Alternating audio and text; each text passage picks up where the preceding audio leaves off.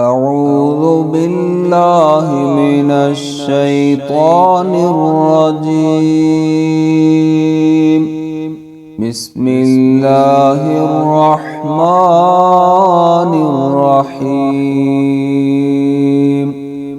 ضرب لكم مثلا من أنفسكم هل لكم مما ملكت أيمانكم من شركاء فيما رزقناكم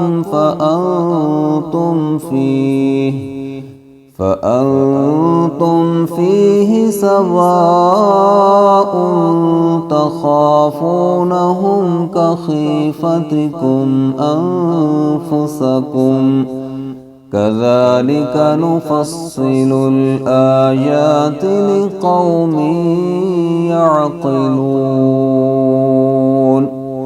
بل اتبع الذين ظلموا أهواءهم بغير علم فمن يهدي من أضل الله وما لهم من ناصرين. فأقم وجهك للدين حنيفا فطرة الله التي فطر الناس عليها لا تبديل لخلق الله ذلك الدين القيم ولكن أكثر الناس لا يعلمون. منيبين إليه واتقوه وأقيموا الصلاة ولا تكونوا من المشركين من الذين فرقوا دينهم وكانوا شيعا كل حزب بما لديهم فرحون. وإذا مس الناس ضر دعوا ربهم منيبين إليه ثم إذا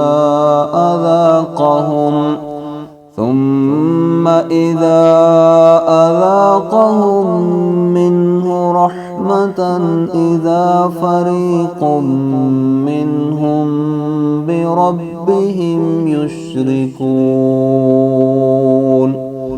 ليكفروا بما آتيناهم فتمتعوا فسوف تعلمون.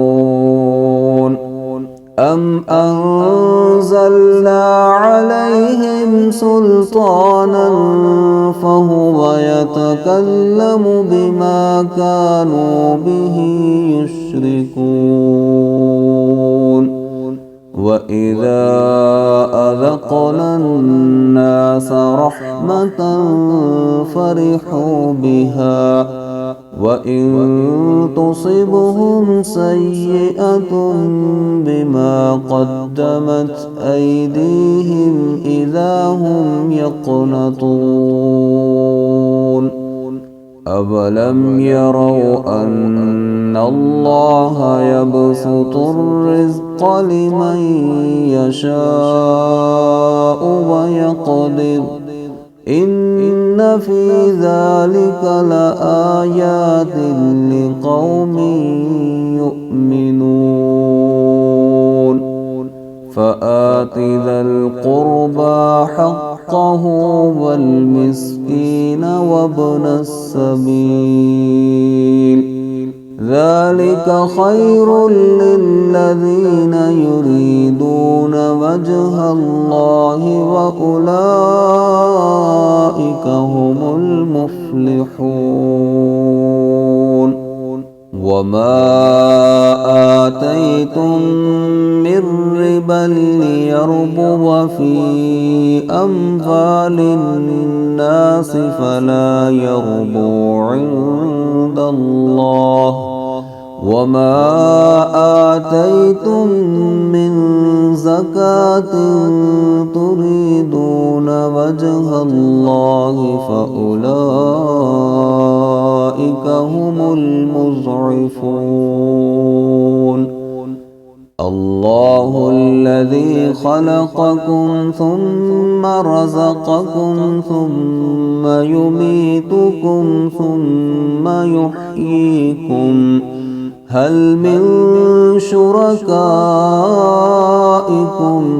من يفعل من ذلكم من شيء سبحانه وتعالى عما يشركون